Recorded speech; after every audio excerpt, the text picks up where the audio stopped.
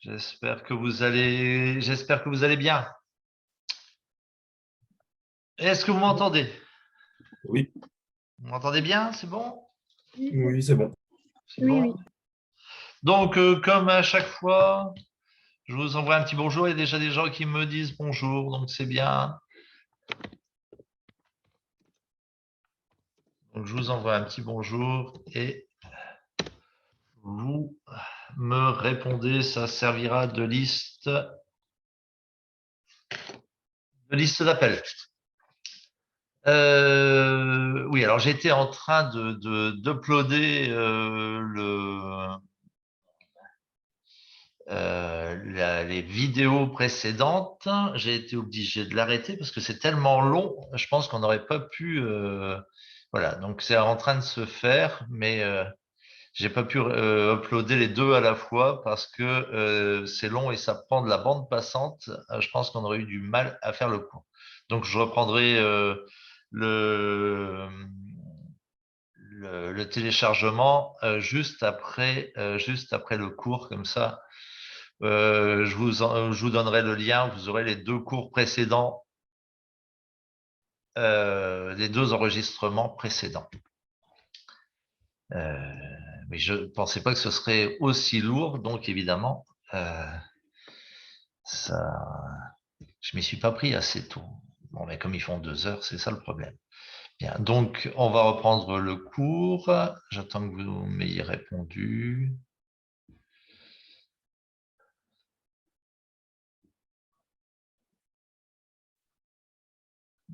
Voilà.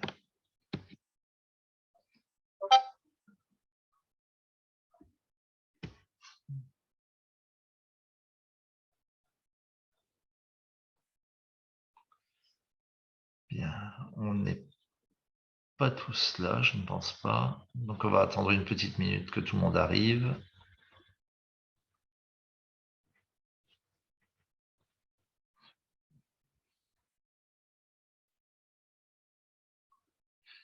Je vais donc couper mon retour vidéo et donc je vais reprendre le cours.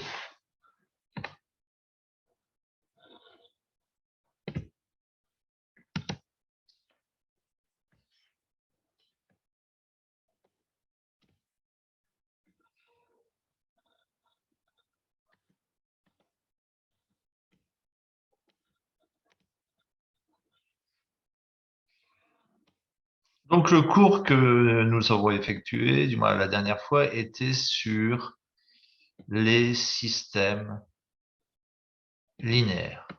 Alors les systèmes linéaires, c'est ce genre d'exercice. Vous le voyez, l'exercice?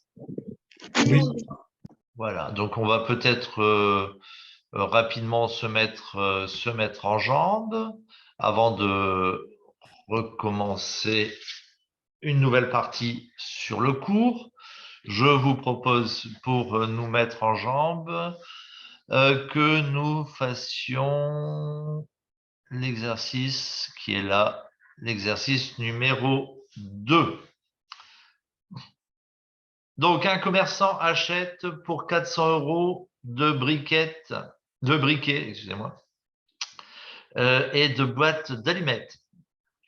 Mais s'il avait acheté 260 boîtes d'allumettes et 30 briquets, le commerçant aurait rendu 45 €. Mais s'il avait acheté 160 boîtes d'allumettes et 40 briquets, le commerçant ne lui aurait rendu que 20 €. Donnez le prix des boîtes d'allumettes et des briquettes. Je vous laisse réfléchir doucement et on va reprendre le cours juste après cet exercice.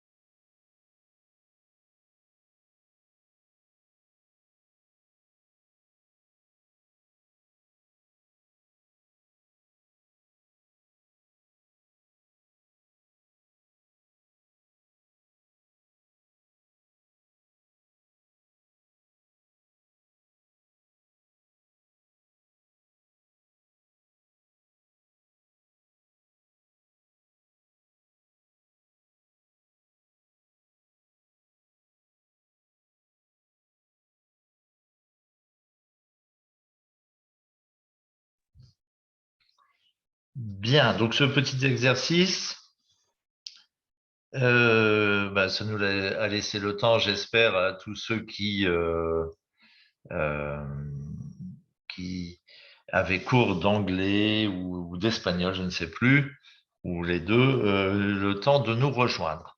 Alors, cet exercice numéro 2. Ici, on est devant un système de équations à deux inconnus. Bon, je ne pose pas la question de savoir si quelqu'un veut me faire une proposition. Donc, nous avons un commerçant qui va acheter pour 400 euros. 400 euros, c'est la somme qu'il veut acheter. Il va acheter des briquets et des boîtes d'allumettes. S'il avait acheté 200 boîtes d'allumettes et 30 briquets, on lui aurait rendu 45 euros. 45 euros, évidemment, c'est les 45 euros qu'on lui aurait rendus dès 400 euros. C'est-à-dire qu'il aurait payé 400 euros moins 45 qui lui sont rendus. Ça doit faire 355. Alors ici, qu'est-ce que l'on veut fixer? On veut fixer le prix des boîtes d'allumettes et le prix des briquets. Alors on est toujours avec l'idée qui nous vient du XVIIe siècle de François Viette, qui nous dit eh bien, on ne les connaît pas, les prix des briquets et les prix des allumettes.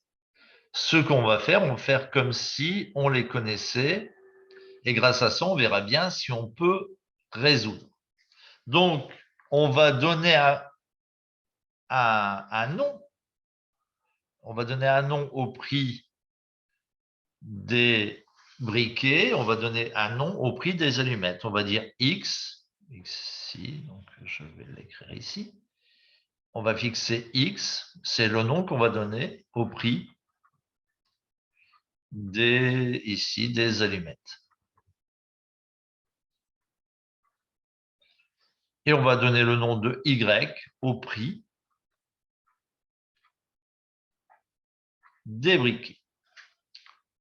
Et maintenant qu'on s'est donné ces deux noms, eh bien, on va faire comme si on les connaissait.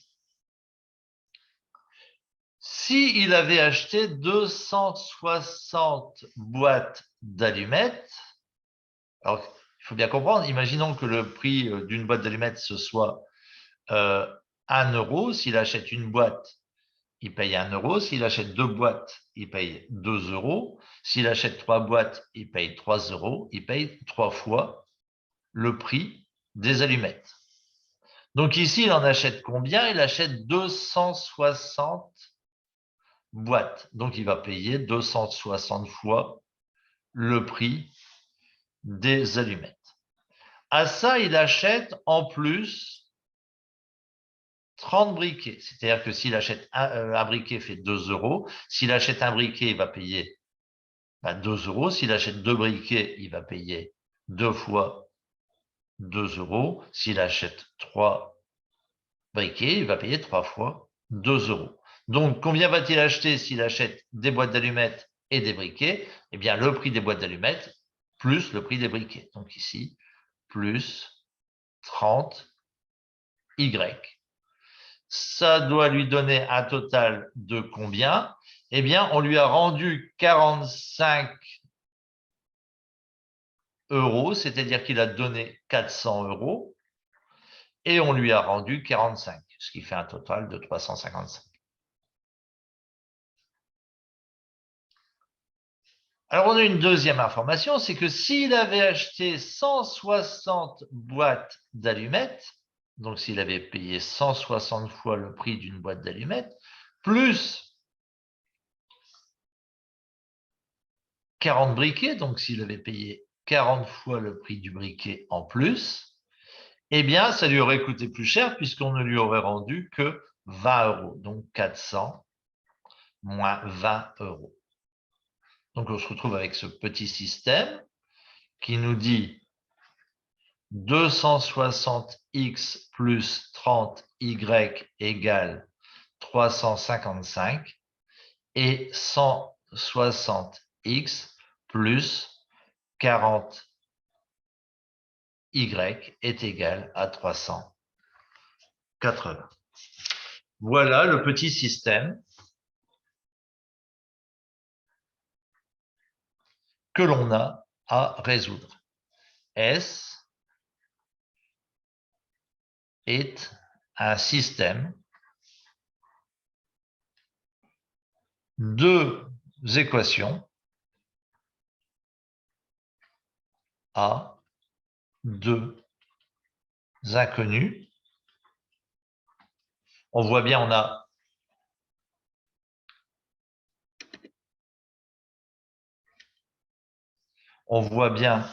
on a deux équations et x, y sont mes deux inconnus. Donc, on doit résoudre ce système. Alors, on a vu précédemment qu'un système comme ça, on les avait déjà vus au collège, normalement, si je ne me trompe pas par rapport à l'évolution des programmes. On a dû le voir au collège. Alors, j'ai des nouveaux. Ah, donc Oui, bonjour monsieur. Bonjour. Bonjour. Je suis avec Thomas et Simon et Jeanne aussi. D'accord, ok. Et du coup, on est sur mon PC, on est à 4 dans la même pièce, donc voilà. Ouais, c'est parce qu'on a dû rentrer chez moi parce qu'on n'avait pas nos PC pour suivre la visio. C'est ça. Désolé du retard. Il n'y a aucun, oui, il n'y a aucun problème. C'est pour cette raison que, outre le fait que on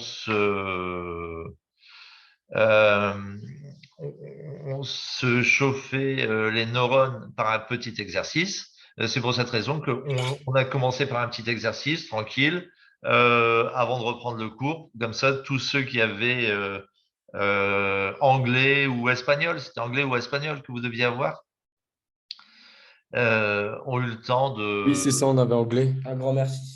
Merci voilà, beaucoup. ont eu le temps de s'arranger avant qu'on reprenne le cours à proprement parler. D'accord? Donc voilà, petit exercice qui a été fait. Alors vous m'envoyez, excusez-moi, vous m'envoyez un bonjour, mais vous m'envoyez un bonjour de la part de vous quatre. Oui? Ouais, tout à fait. On va le faire.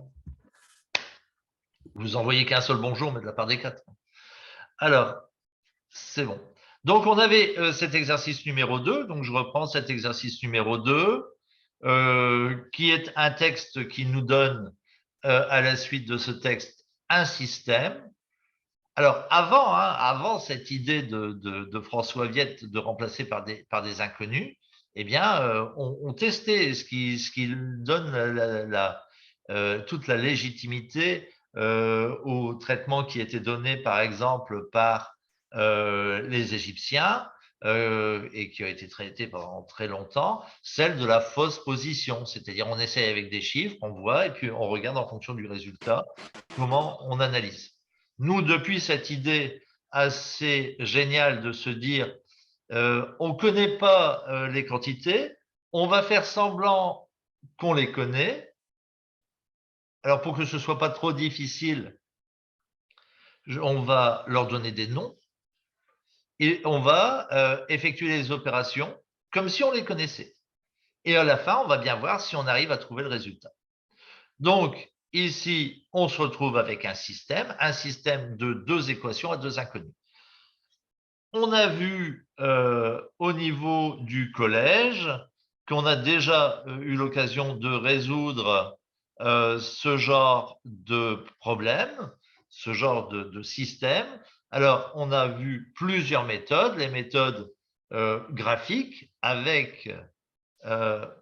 j'ai donc j'ai des questions. Vous avez… Monsieur, Oui. on peut multiplier en haut par 40 et en bas par 30, non? Multiplier et pourquoi Par- faire? Pour Genre, résoudre?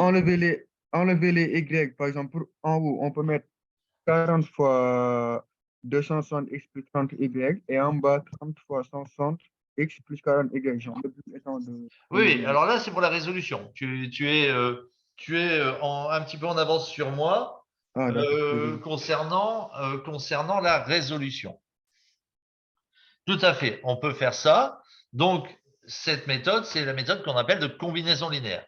Donc, au collège, on a vu, on avait 3 méthodes. Première méthode, la méthode graphique, c'est-à-dire on peut se dire que les deux représentent des droites, on trace les droites et l'intersection nous donne la solution. On avait la méthode de substitution, c'est de se dire que x et y, ce sont les mêmes en haut et en bas. Donc, si on arrive à écrire x tout seul dans la première en fonction de y, eh bien, on peut remplacer le x dans la deuxième.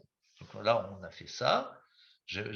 On s'est souvenu de ça. Et l'autre méthode, c'est celle que préconise votre camarade, qui est la méthode de combinaison linéaire, c'est-à-dire celle qui consiste à faire disparaître une des variables en multipliant les deux lignes par des nombres bien choisis pour faire disparaître. Donc ici, votre camarade propose de faire disparaître dans la première et dans la première, avoir le même nombre de y, donc multiplier les y par 40, et dans la deuxième ligne, multiplier la deuxième ligne par 30. On va se retrouver avec 1200 y en haut et en bas, et donc quand on va les soustraire, ça va disparaître.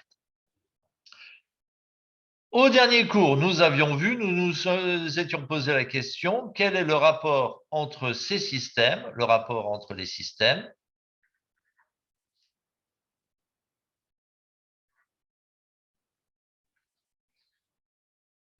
et les matrices. Alors, ce rapport entre les systèmes et les matrices, eh bien, on l'a vu la dernière fois, c'était de se dire qu'en réalité, ce système peut s'écrire sous la forme d'une matrice, d'une égalité de matrices. Alors, si on se donne la matrice A, qu'on va obtenir, par exemple, en faisant disparaître, je l'avais dit de cette manière, les X, les Y et les plus, si on prend cette matrice, 260, 30, 160, 40. Si on prend la matrice X, qui va s'écrire XY, et si on prend la matrice B, qui va s'écrire 355, 380, eh bien, on s'aperçoit que le système S, ici, est équivalent d'avoir AX égale B. Alors, on voit bien, hein, c'est ce que j'ai essayé d'expliquer au dernier cours. AX égale B, ben on fait la multiplication de A par X. La multiplication de A par X, ça fait ça fois ça plus ça fois ça fait 260X plus 30Y égale le 355. On obtient bien la première ligne.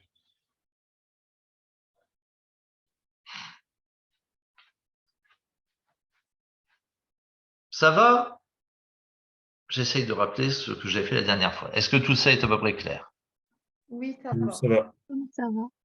Hein, j'essaye de rappeler ce que j'ai fait la dernière fois. Alors, avec l'idée de l'algèbre, c'est-à-dire quand on a ici, on se souvient dans son esprit, ici, alors je vais mettre ici, l'esprit, si on a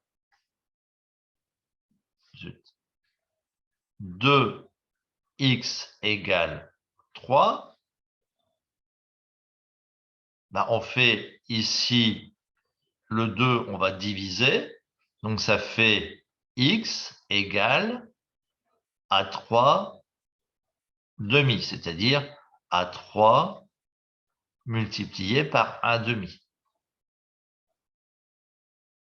C'est-à-dire qu'ici, on a divisé, c'est-à-dire multiplié par l'inverse. Ça, c'est ce qu'on a dans notre esprit. Eh bien, on peut se dire qu'ici, on pourrait faire la même chose. Si AX égale B, eh bien, on peut se dire que X, ce serait... c'est comme si on allait diviser par B. je vous l'ai dit, on ne divise pas avec des matrices, on va multiplier par la matrice inverse. On va multiplier par la matrice inverse. Et donc là, on aurait directement la solution. Ça, c'est une nouvelle technique que l'on vient de voir.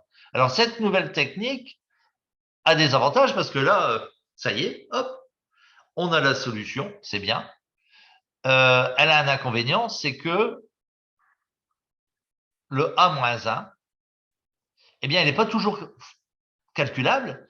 Et dans tous les cas, même s'il n'est pas toujours calculable, il est difficile à calculer. Autant lorsque je vous dis quelle est l'inverse de 27, vous me répondez 1 divisé par 27, c'est facile. Autant si je vous dis quelle est l'inverse de la matrice A, ben vous ne pouvez pas me répondre aussi facilement. Donc ici, cette méthode, elle est bien, mais cette méthode, elle est pour nous un tout petit peu compliquée. Alors, cette complication, on peut la contourner.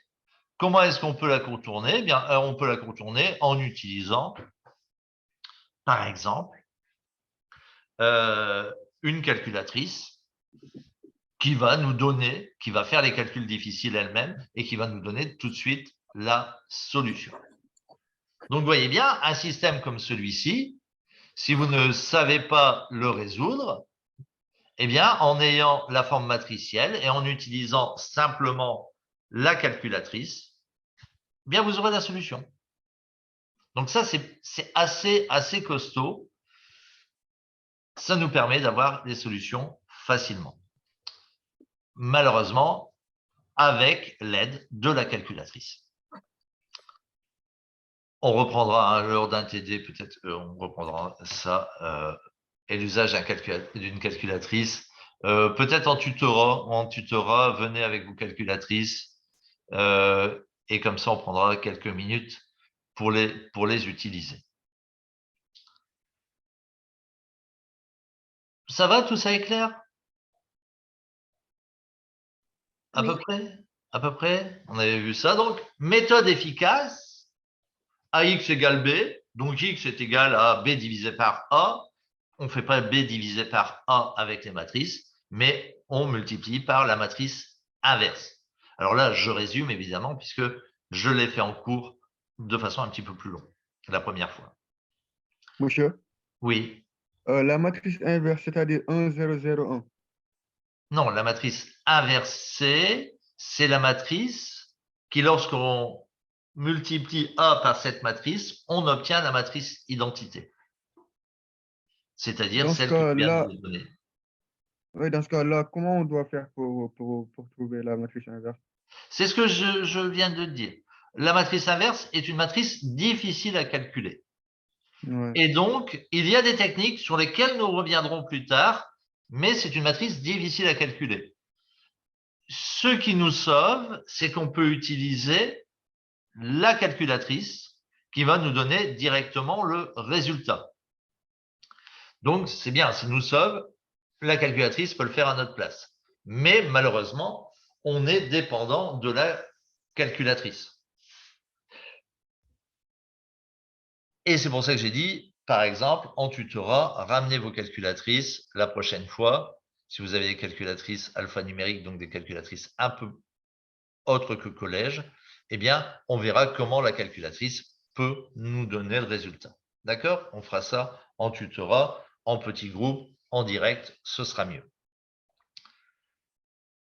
C'est difficile et on a la calculatrice, donc on est dépendant. L'avantage qu'il y a, que vous devez bien comprendre, c'est que ici, j'ai un système de 2. Le système de 2, pour moi, j'avais déjà des façons de le résoudre. Donc, je savais déjà le faire.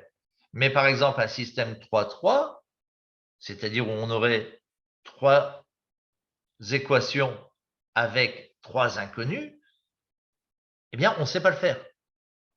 On ne sait pas le faire. Mais on voit bien qu'un système 3-3 peut bien se mettre sous la forme d'une matrice et que ce que je viens de dire est toujours valable. Donc, si la calculatrice est capable de calculer des matrices inverses 3-3, ce qu'elle est capable de faire, eh bien, on peut résoudre un système 3-3. Et si l'on est devant un système 4-4, encore plus difficile, on ne sait absolument pas le faire, mais la méthode reste toujours valable et la calculatrice, elle est capable de calculer la matrice inverse d'une matrice 4 lignes, 4 colonnes. Et donc, on sera capable de le faire. Donc, cette méthode, qui est une méthode qui n'est pas satisfaisante, puisqu'on n'est pas capable de le faire soi-même à la main, puisqu'on a besoin d'une calculatrice, a un avantage, c'est que si l'on a une calculatrice, eh bien, on peut résoudre des systèmes 2-2 comme on savait le faire au collège, mais on peut aussi résoudre des systèmes 3-3, 4-4, sans aucun problème. On aura tout de suite la solution. On fera l'exemple en tutorat avec des calculatrices sur des systèmes 3-3. Vous allez voir, on a la solution tout de suite. On ne sait pas comment la calculatrice a fait, mais on a la solution. Donc, ça peut être parfois quand même super utile. Ça va, vous comprenez à peu près ce que je dis? Oui. Ça va. Oui, vous comprenez? Donc, vous voyez bien l'inconvénient et l'intérêt. L'inconvénient, c'est qu'on a besoin d'une calculatrice, mais l'intérêt, c'est qu'on peut résoudre n'importe quel type de système. Donc, ça, c'est fort. Alors, ça, c'est une première technique. Une première technique. On va en voir 3 de techniques. Une deuxième technique, eh bien, c'est celle qu'on va utiliser ici et qui va me permettre de reprendre le cours.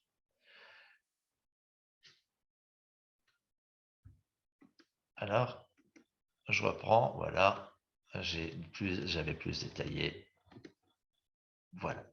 Cette deuxième technique est la technique qui s'appelle la méthode de Cramer. Il faut voir que là, on est dans ce qu'on appelle l'algèbre linéaire. L'algèbre linéaire, c'est du XVIIIe siècle et la plupart des grands mathématiciens se sont penchés sur, au XVIIIe siècle, ce problème de l'algèbre linéaire.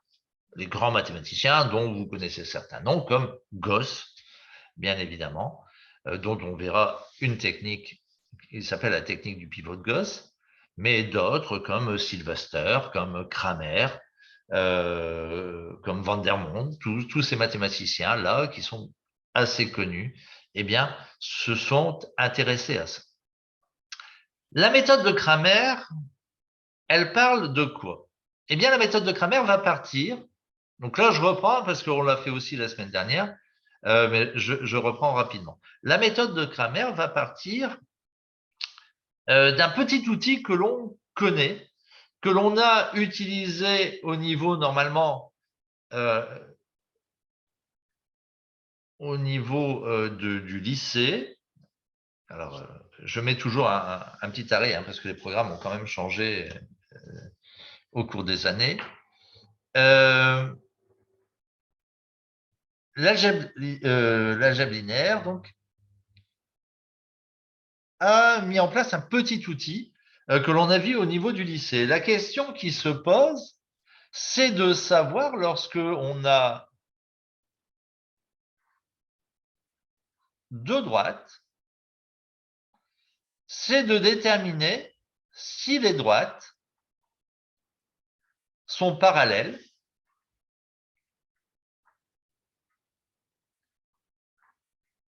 ou si les droites sont séquentes. Est-ce qu'elles sont parallèles? Est-ce qu'elles sont séquentes? C'est la question qui se pose. Alors, par exemple, si on connaît l'équation des droites, la première droite va s'écrire y égale ax plus b. La deuxième droite va s'écrire y est égal, donc ça c'est la droite D1, mx plus p, ça c'est la droite D2. Bon. Pour savoir si D1 et D2 sont parallèles, eh bien, il suffit de regarder les deux coefficients qui s'appellent ici A et M. Si A et M sont égaux, alors D1 est parallèle à D2.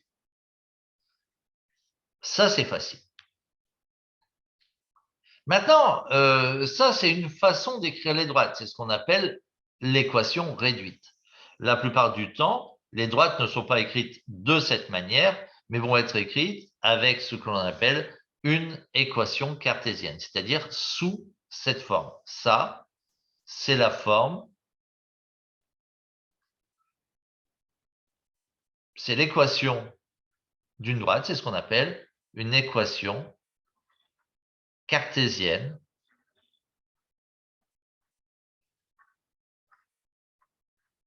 de droite. Donc ici, là, D1. Donc, ce ne serait pas de droite, mais de la droite.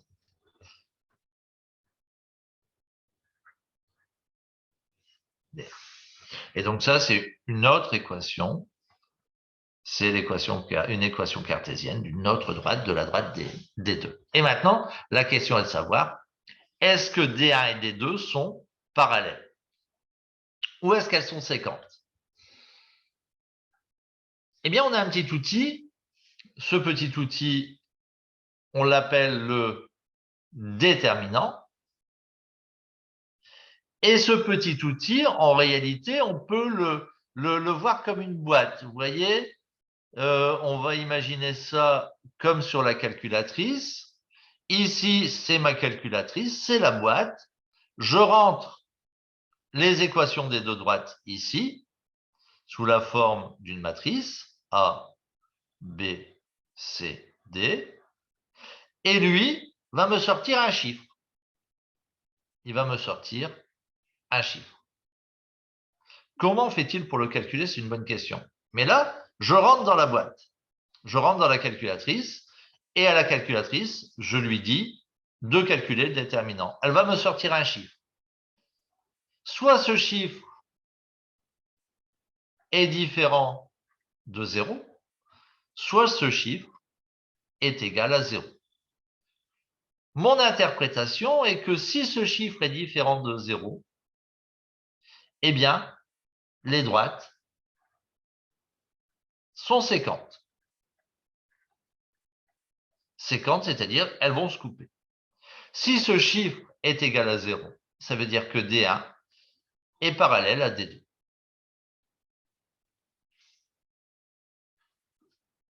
Donc, vous comprenez bien, je prends la matrice, comme tout à l'heure, je la rentre dans la boîte, et la boîte me sort un chiffre, moins 1. S'il me sort moins 1, eh bien, je dis les droites sont séquentes.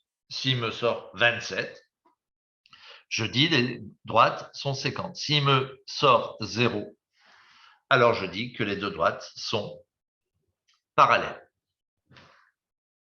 Alors, la question qui se pose, c'est que ici, quel a été le calcul effectué par la boîte? Eh bien, le calcul effectué par la boîte, c'est A fois D, ça fois ça, moins ça fois ça. A fois D moins B fois C. Voilà le calcul effectué par la boîte. Alors, si on prend notre exemple, on va revenir ici à notre exemple.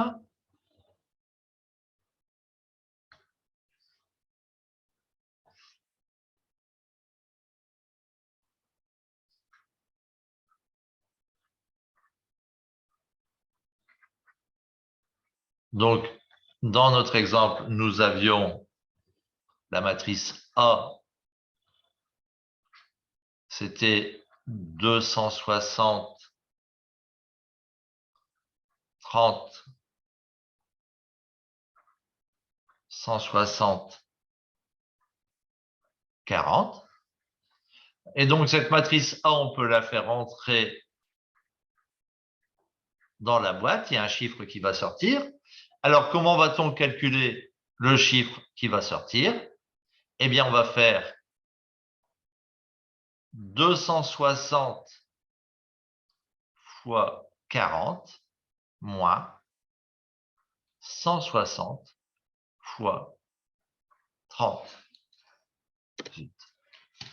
Alors, combien ça fait? J'attends la réponse.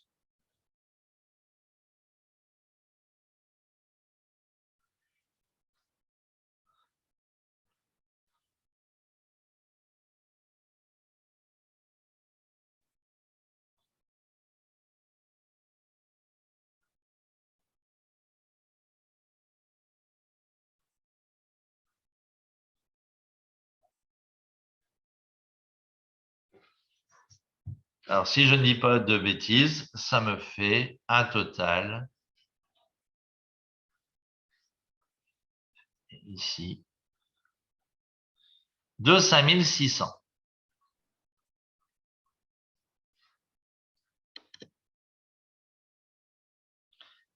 Ça me fait un total de 5600. Donc ici, 5600, comme on peut remarquer, 5600 et bien c'est un chiffre qui est différent de 0. Donc, les deux droites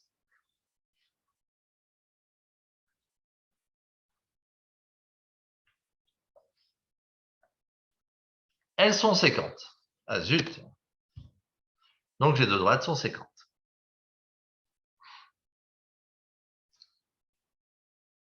Elles sont 56 et différent de 0. C'est ça. On rentre la matrice dans la boîte. Soit la boîte nous sort un chiffre différent de 0. Donc la boîte, c'est la calculatrice. Ça veut dire qu'elles sont séquentes. Et si le chiffre, c'est 0, ça veut dire qu'elles ne sont pas séquentes. Donc elles sont parallèles.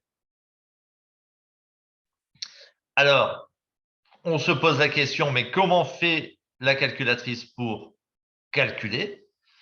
Eh bien, elle fait la diagonale descendante moins la diagonale montante, c'est-à-dire A fois D moins C fois D, fois B. Donc ici, elle fait 260 fois 40 moins 160 fois 30. On obtient un résultat de 5600. 5600, c'est différent de 0.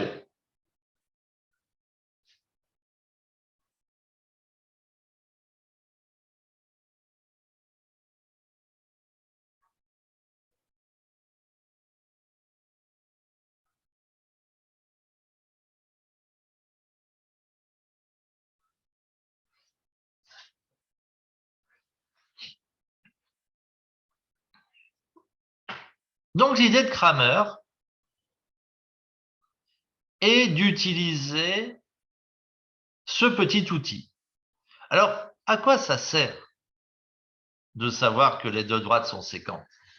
Eh bien, comme je l'ai dit tout à l'heure et comme je l'avais rappelé au début, la résolution d'un système comme le système S ici peut se faire en considérant eh bien, que chacune des équations est l'équation d'une droite et que la solution, c'est l'intersection des deux droites. L'intersection des deux droites, on ne l'obtient que si les droites sont séquentes. Puisque si les droites sont parallèles, on comprend bien qu'on n'a pas d'intersection. Sur le principe des parallèles, puisque les parallèles sont des droites qui ne se coupent jamais.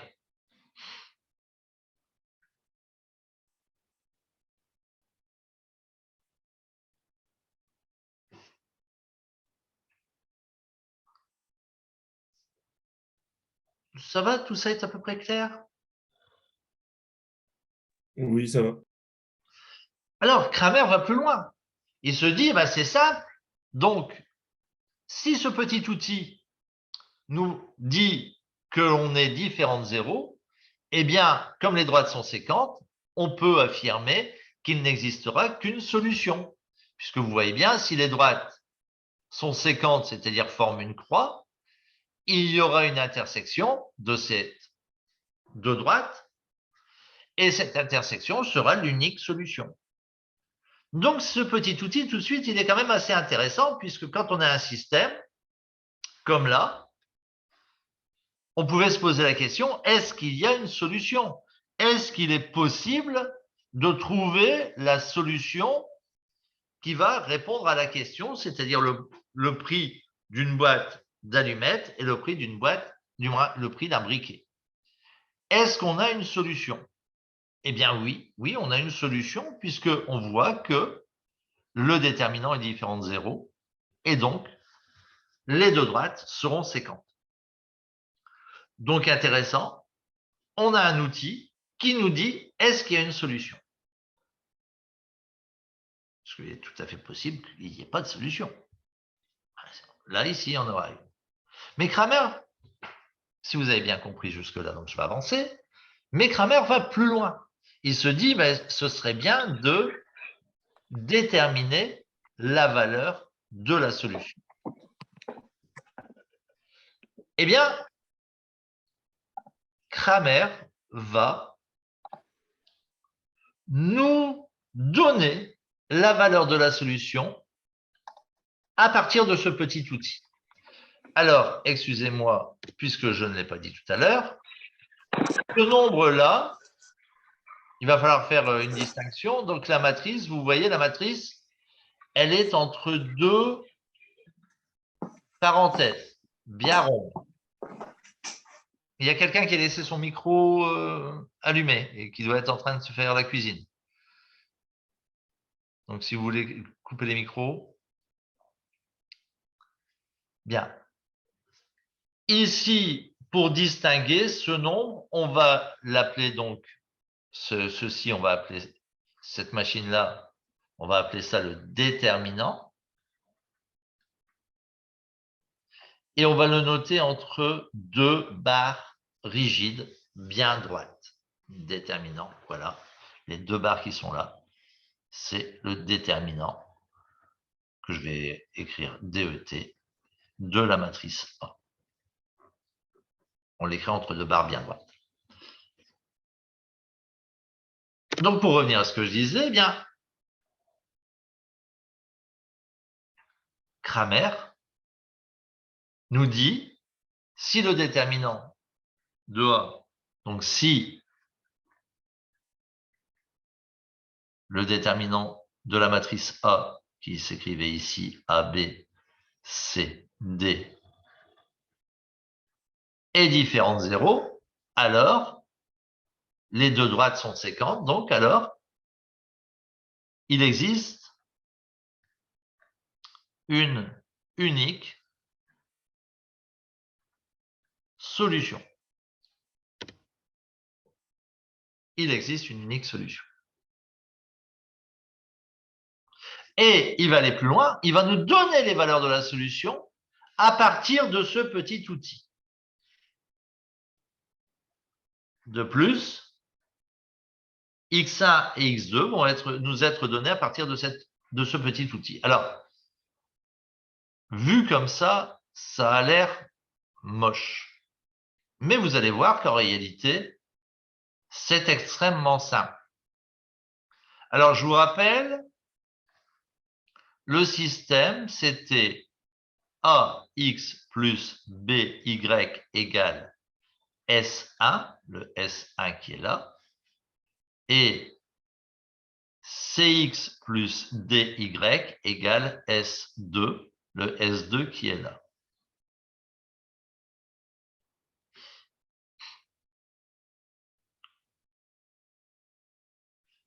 On va partir, donc je vais vous expliquer un moyen mémotechnique de vous souvenir de ces formules-là. On va partir de celle-ci. Donc déjà, on commence par diviser par A, le déterminant de A, A, B, C, D.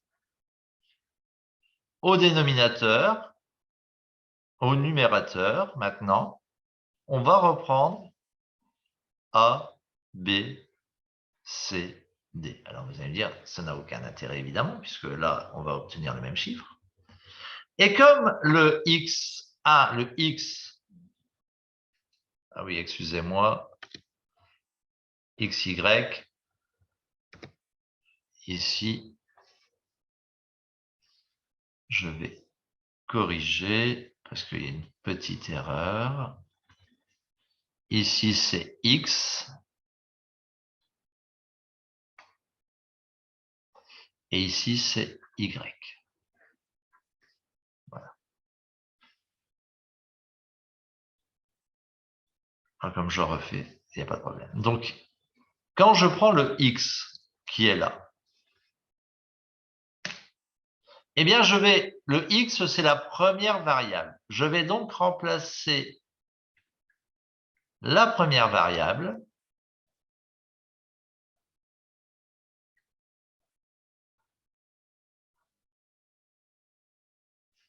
par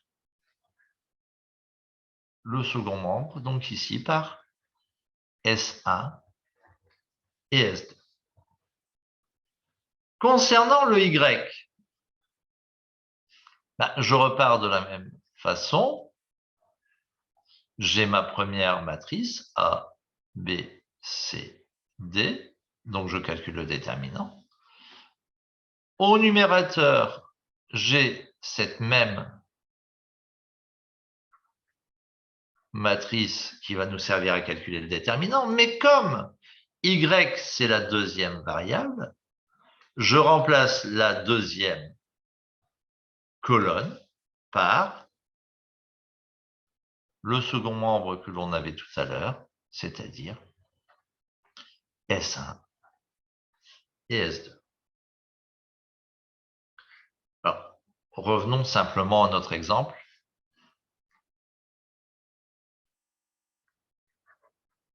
De tout à l'heure. Tout à l'heure, dans l'exercice, moi c'était un exercice, par exemple, 260.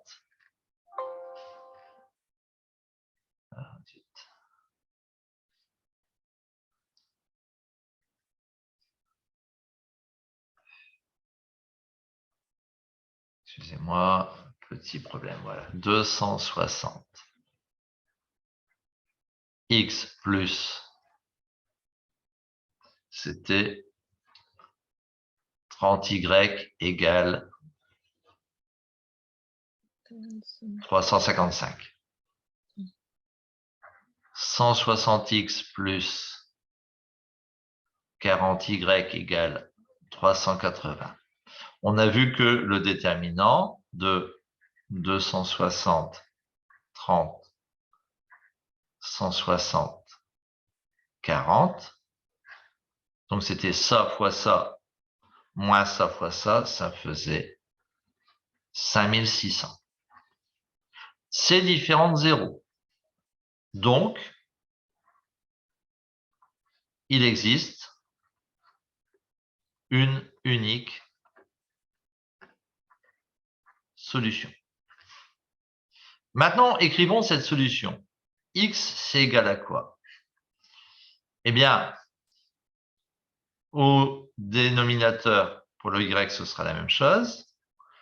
Au dénominateur, ce sera le déterminant que nous avons calculé ici, c'est-à-dire le nombre 5600. Au numérateur, nous avons quoi? Alors, on va reprendre. C'est-à-dire 260, 30, 160, 40. Le X, c'est la première variable. Donc, on va remplacer la première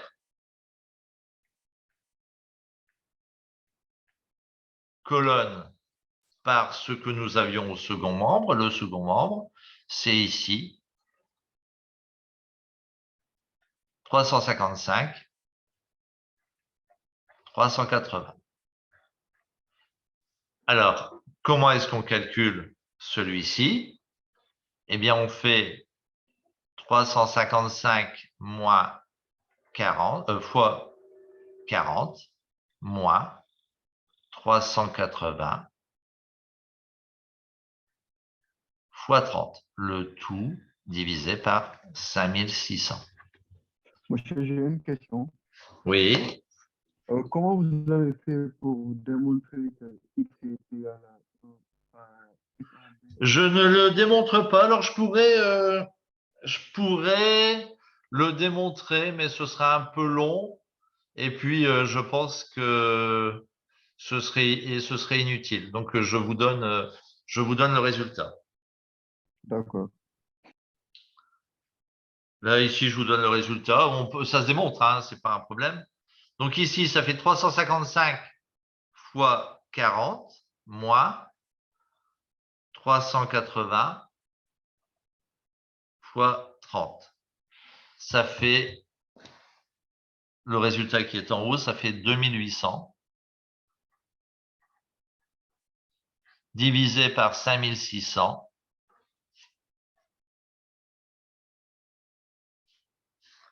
ce qui fait pour x 0,5. Alors, on peut faire la même chose pour le y. Donc, on revient sur le y. Comme je l'ai dit, on reprend la première. 260, 160, 30 et 40. Le y, c'est la deuxième variable. On va donc remplacer la deuxième colonne par le second membre, c'est-à-dire 355, 380. Alors là, on est d'accord, ça fait des opérations qui sont quand même un peu plus grandes. Vaut mieux avoir une calculatrice, on divise par 5600. Et donc ici, ça fait 260 fois 380 moins 160 fois 355. Je répète, c'est celui-là qu'on va multiplier avec celui-là, moins celui-là qu'on multiplie avec celui-là.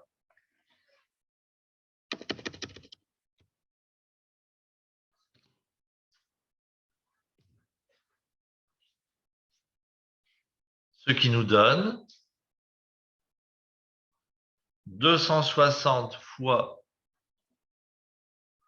380 moins 160 fois 355 égale, ça nous fait 42 000 divisé par 5600, ce qui nous fait que y égale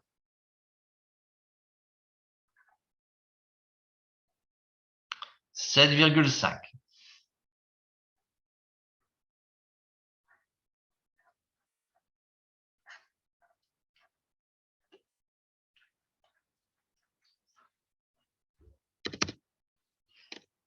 Ensuite,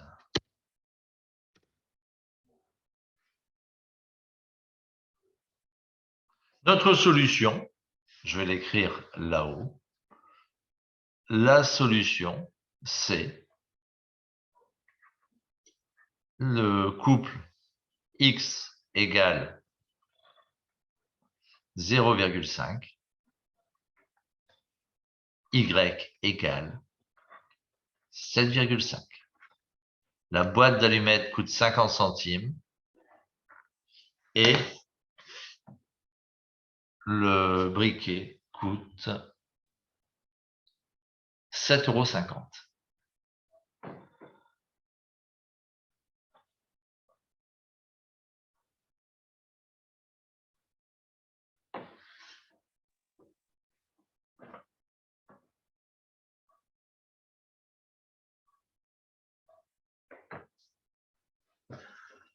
Est-ce que c'est à peu près clair? Hop, Kevin, qui lève la main. J'ai quelqu'un qui lève la main, je pense.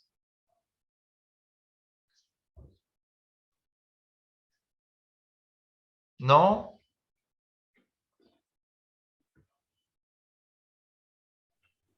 Monsieur, moi j'ai une question, s'il vous plaît. Oui, oui. J'ai quelqu'un qui lève la main, mais qui ne réagit pas. Kevin. Mais qui veut une question? Allez-y. Non, non, non, j'ai pas fait exprès, monsieur, désolé. Ah, d'accord. Je voulais juste savoir, monsieur, est-ce que la méthode de Cramer, on peut l'appliquer sur toutes les matrices, en fait? Tout à fait. Alors là, c'est l'une des forces, parce que les trois méthodes que je fais là maintenant, elles servent à quoi? Elles ne servent pas à refaire ce que vous savez déjà. Elles servent à pouvoir généraliser. C'est-à-dire que nous, lorsque lorsque nous allons travailler, nous allons rarement travailler sur des matrices de 2. Très souvent, nous allons travailler sur des matrices beaucoup, beaucoup plus grandes. Des matrices 10-10, par exemple. Et donc, imaginons que l'on veuille modéliser une population. Modéliser une population, on ne va pas avoir des matrices de 2, puisqu'on ne peut pas avoir les jeunes et les vieux. On va avoir plus de tranches d'âge, etc. Donc, on va avoir 4, 5, 6 tranches d'âge et même plus si on veut être à peu près sérieux. Et donc, on va se retrouver avec des matrices beaucoup plus grosses. Le truc, c'est de pouvoir résoudre ces matrices plus grosses et donc utiliser des méthodes qui peuvent se généraliser à toutes les matrices. Comme on l'a vu tout à l'heure, en faisant AX égale B, donc X est égal à A-1 fois B, eh bien avec un ordinateur, on peut l'appliquer à n'importe quel type de matrice. Pour Cramer, cette méthode, c'est la même chose. C'est-à-dire que ici, Cramer, je le fais avec un système de 2, des matrices de 2, c'est-à-dire des choses qu'on savait déjà faire, mais vous m'avez posé la question qui était la suite, c'est-à-dire cette méthode va pouvoir être généralisée. La problématique qui va se poser ici, c'est comment fait-on pour calculer ce petit outil qui s'appelle le déterminant lorsque ce petit outil est non pas sur une matrice de 2, mais sur une matrice 3-3, 4-4, 5-5, sur des matrices beaucoup plus grandes. Là aussi, comme tout à l'heure, on va faire appel à la calculatrice, on va faire appel à l'ordinateur. Si on fait appel à la calculatrice et à l'ordinateur, eh bien, on peut résoudre de cette manière n'importe quel type de matrice, quelle que soit sa dimension.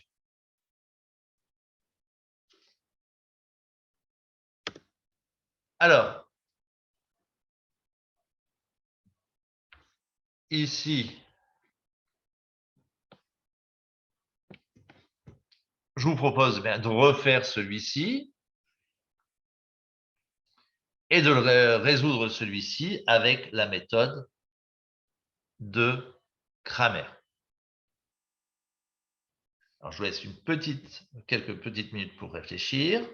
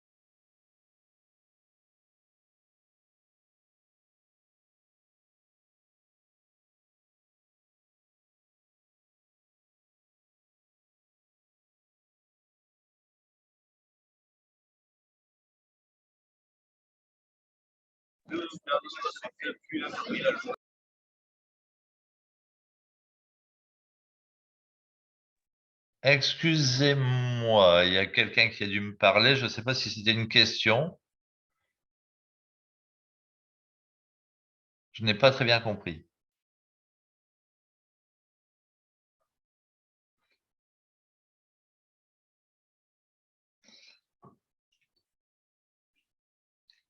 Non, bon. Alors, le système. Ici,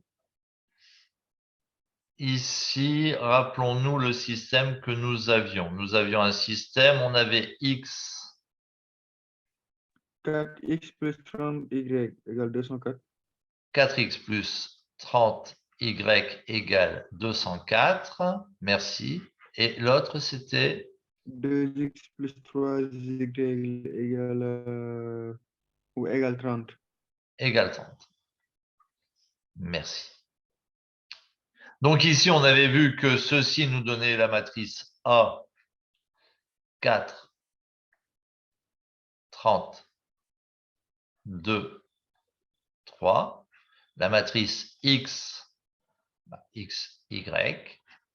Et la matrice B, 204, 30. Alors ici, on a déjà le résultat, puisque le résultat, on l'a eu plusieurs fois, c'est 6, 6.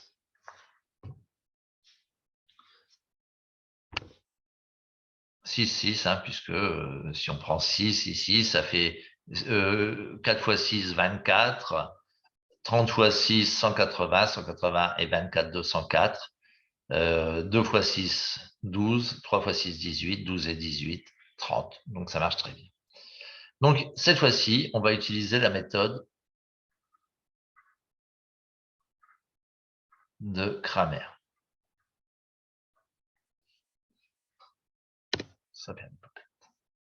La première question qui se pose, eh bien, c'est est-ce qu'il existe une solution? Donc, est-ce qu'il existe une solution?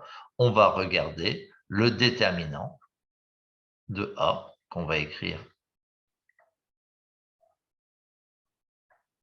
de cette manière, avec 2 barres. Ce déterminant, on est bien d'accord, hein, donc on va faire rentrer le A dans la boîte. Et qu'est-ce qui nous sort? Ça nous sort un chiffre. Comment est-ce qu'on obtient ce chiffre? Eh bien, on fait 4 fois 3 moins 2 fois 30. Donc 4 fois 3, 12, moins 2 fois 30, 60, moins 60 plus, ça me fait moins 48, si je ne m'abuse.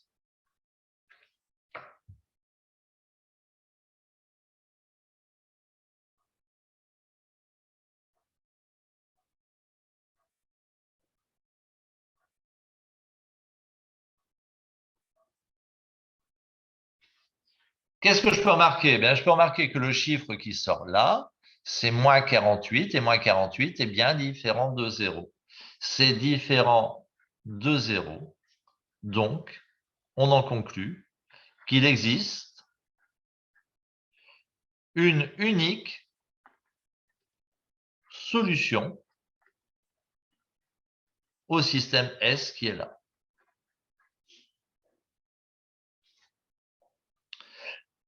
Cette solution, elle s'écrit comment? Eh bien, X, Y. X, on va utiliser toujours le même petit outil. Donc ici, on a moins 48. Au numérateur, on aura quoi?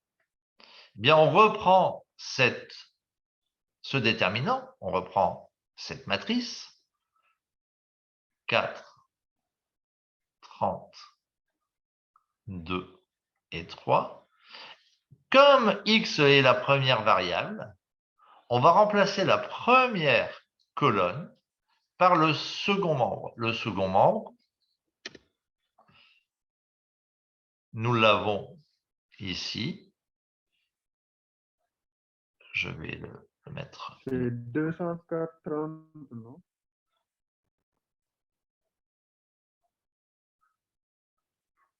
Le second membre ici.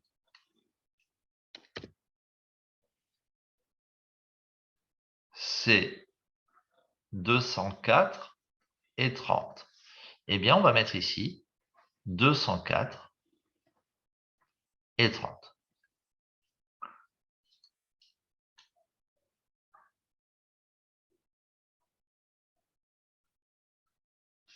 Ça va nous faire 204 fois 3.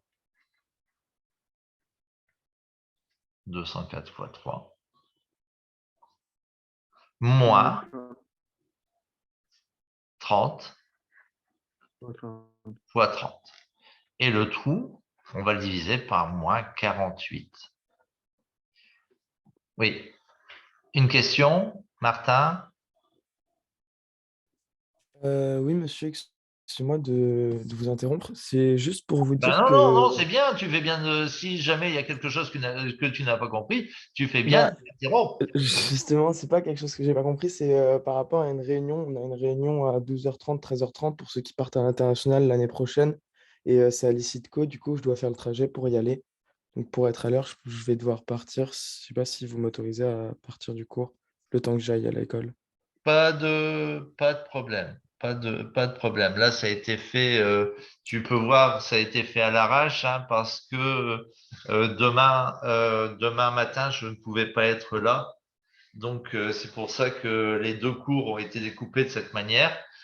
Donc, ça crée malheureusement, ça engendre quelques petites difficultés pour les étudiants. Donc, il y a pas de problème. De toute Bah, façon. merci beaucoup, je rattraperai les 15 dernières minutes de ce cours. Oui, oui, oui, t'inquiète. Bonne journée, monsieur. Bonne journée. Bon courage. Merci. Donc ici, je reprends. Ça me fait donc 204 fois 3 moins 30 fois 30. Ce qui me fait un total de moins 288 sur moins 48.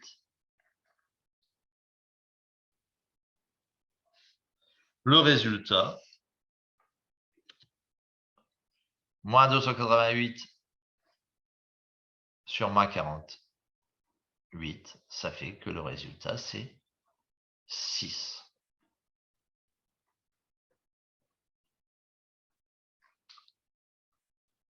Je vous laisse faire le Y. Allez-y.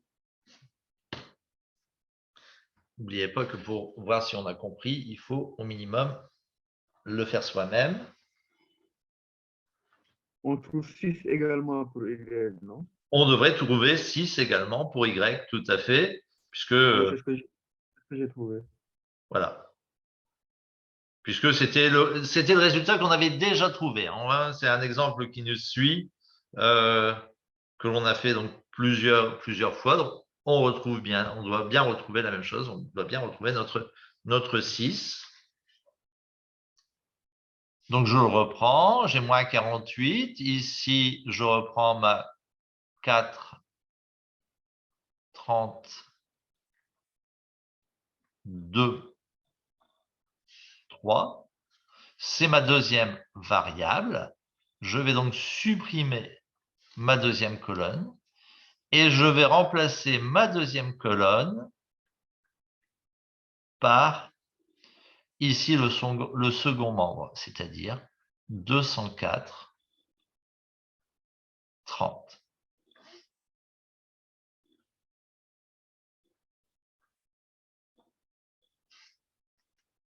Alors, ça fait 4 fois 30 moins 2 fois 204 divisé par moins 48. Et comme tout à l'heure, si on fait 4 fois 30 moins 2 fois 204, donc 4 fois 30, 120, 2 fois 204, 408, si on fait la soustraction, eh bien, on trouve moins 288 sur moins 48, y égale 6. Y égale 6. La solution ce sera donc le binôme 6, 6. Ce qu'on avait déjà.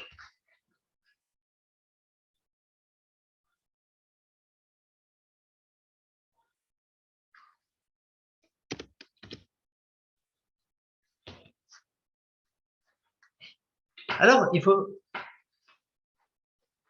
bien faire attention, cette technique est particulièrement intéressante, particulièrement simple et efficace.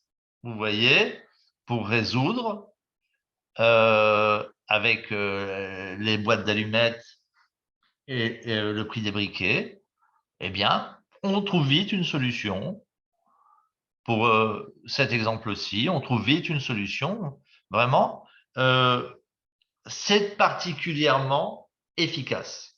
En plus, on sait tout de suite si on va trouver une solution. C'est-à-dire si le déterminant, si le petit outil est différent de 0, eh bien, on sait qu'on aura une solution. Donc ça, c'est très bien. Évidemment, on peut se poser la question, mais que se passe-t-il si le déterminant est égal à 0 ? Bien, si le déterminant est égal à 0, malheureusement, je dirais, ce sont les problèmes qui commencent et c'est la limite un peu de notre technique, puisque dans ce cas-là, eh on ne peut pas l'utiliser. Si jamais on trouve un déterminant égal à 0, eh bien, cette technique, on ne peut pas l'utiliser. Donc, c'est plus embêtant. On reviendra au second semestre abondamment sur ce cas où le déterminant est égal à 0. Quel est l'avantage de cette technique? Eh bien, pendant presque un siècle, au XVIIIe siècle, pendant presque un siècle, 70 ans si je ne dis pas de bêtises, les mathématiciens ont essayé de généraliser cette technique des matrices 2 lignes, 2 colonnes, à des matrices 3 lignes, 3 colonnes, 4 lignes, 4 colonnes, des matrices plus grandes. Le calcul a été relativement compliqué, mais au bout de presque un siècle, ils ont réussi à le généraliser. Et on s'aperçoit eh bien, que la technique reste la même. C'est-à-dire que si on prend un système 3-3, nous on va parler d'abord d'un système 3-3, si on prend un système 3-3, 3 lignes, 3 inconnus,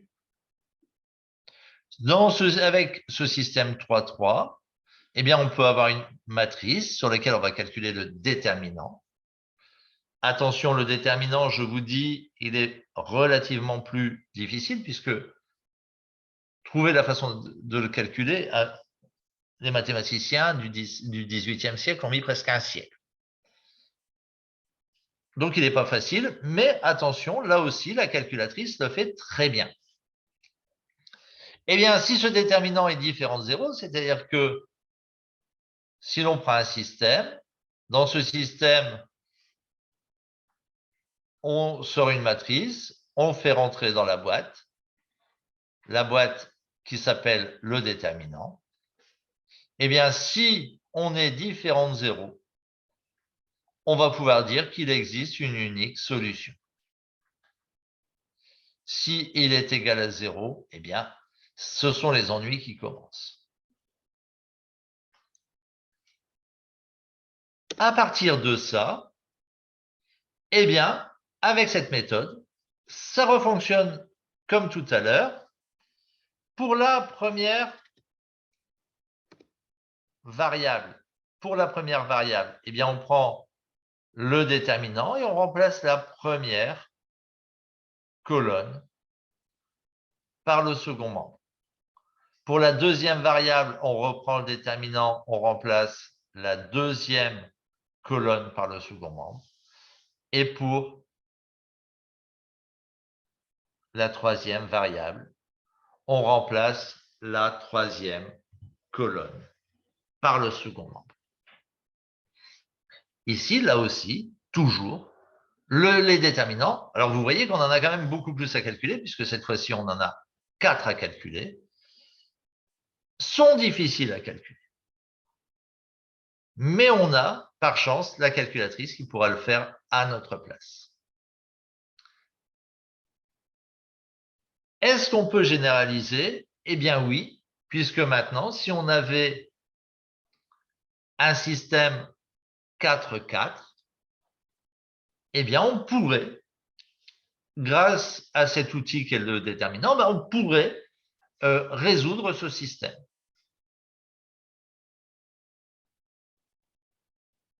Mais pour ça, on a besoin de la calculatrice. Donc voilà une méthode qui est très forte. La méthode précédente qu'on avait donnée était très forte.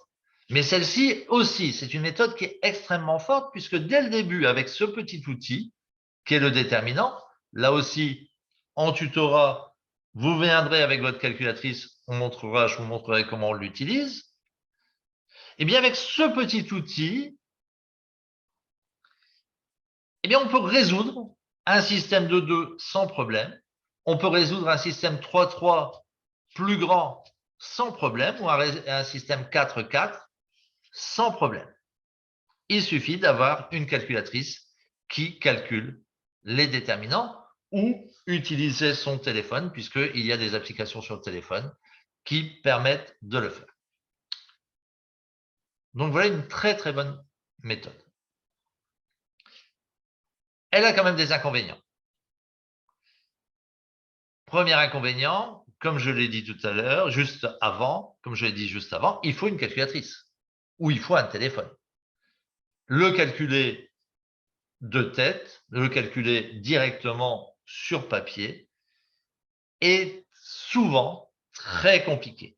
En fonction du temps qu'on aura, on verra, peut-être au cours du semestre, si on a un peu de temps, comment on fait pour calculer. Mais c'est très compliqué. Deuxième inconvénient,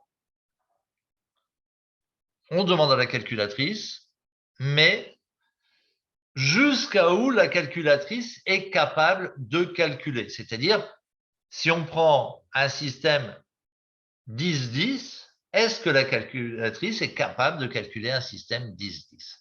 Eh bien là, malheureusement, le nombre de calculs nécessaires devient vite très très grand. Et comme le nombre de calculs devient très très grand, malheureusement, il y a un moment où la calculatrice n'aura plus la puissance de calcul pour le calculer. Alors, vous inquiétez pas, puisque vous n'aurez pas ce problème. Vous n'aurez pas ce problème, puisque nous, on va faire en cours et au partiel des systèmes 2-2, 3-3. On ne va pas faire 4-4 parce que ça commence à être un peu lourd. Et dans votre vie professionnelle, vous aurez à faire des systèmes 3-3, 4-4, 5-5, mais pas beaucoup plus. La calculatrice s'arrêtera plutôt du côté des systèmes 70 par 70. Donc, on ne sera pas concerné dans notre vie pratique. Mais pourtant, il se trouve qu'on a un inconvénient, c'est que à partir d'un certain moment, la puissance de calcul demandée pour faire ces calculs devient gigantesque et on est incapable de les faire. Est-ce que tout ça est à peu près clair? Oui, c'est clair. Vous voyez? Donc, deux belles méthodes. Cette méthode est une méthode particulièrement intéressante et particulièrement efficace à partir du moment où on a une calculatrice. On verra donc demain, puisqu'on va s'arrêter là. Alors oui, là, c'est la méthode de Sarus, je vais revenir dessus. À partir de demain, donc la méthode de Sarus, je reprendrai demain au début pour se mettre en forme. On va voir une autre méthode, la troisième méthode, qui sera la méthode du pivot de Gauss, qui, elle, a tous les avantages. C'est une méthode que l'on va pouvoir généraliser, quelle que soit la dimension. C'est une méthode que l'on va pouvoir programmer sur un ordinateur sans aucune difficulté et qui aura l'avantage de ne pas être limité par la puissance de calcul de notre calculatrice. C'est quelque chose qu'on va pouvoir utiliser sans problème, mais on verra ça demain. Oui. Est-ce qu'au partiel, on aura le choix, genre de choisir la méthode qu'on veut? J'ai pas compris la question, excuse-moi. J'ai dit, est-ce qu'au partiel, on va choisir la méthode qu'on maîtrise le mieux? Ah, au partiel, si je vous demande de donner une solution, vous mettrez la méthode que vous maîtrisez le mieux.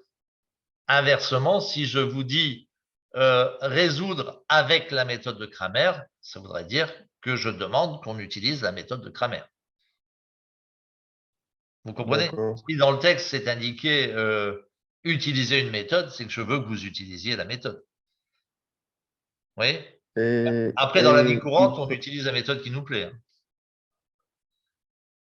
Et il se peut que ce soit comme ce que vous avez montré précédemment, genre avec les trois colonnes.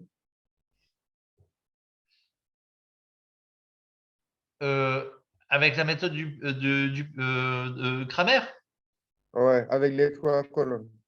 Alors, on ne pourra avoir que les trois colonnes que si on peut avoir jusque trois colonnes puisque je vais vous montrer comment on peut calculer la généralisation pour un 3-3 avec ce qu'on appelle la méthode de Sarus. Donc, jusqu'à 3-3, oui, vous pouvez utiliser la méthode de Cramer sans calculatrice. Mais vous allez voir, c'est vite assez long. Donc, dans tous les exemples que je vais donner, il y a souvent beaucoup de zéros pour que la multiplication par zéro donne des nombres faciles. D'accord. Donc, monsieur, juste une chose par rapport à l'absence, on doit vous envoyer un bonjour, c'est ça? Par commentaire.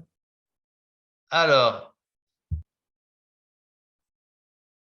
ici, je vous ai dit, comme la dernière fois, comme à chaque fois, ce que vous faites, c'est que vous, au début du cours, vous m'envoyez tous bonjour, c'est ce qui va servir de liste d'appel. D'accord? Ok, Bien. d'accord. Merci. Donc, moi, je vais m'arrêter là. Je vous souhaite bon appétit, bon après-midi et nous devrions nous revoir demain. Donc, Au demain en visio. revoir. Bon après-midi. Merci. Merci à vous aussi. Bon après-midi, à demain. Au revoir.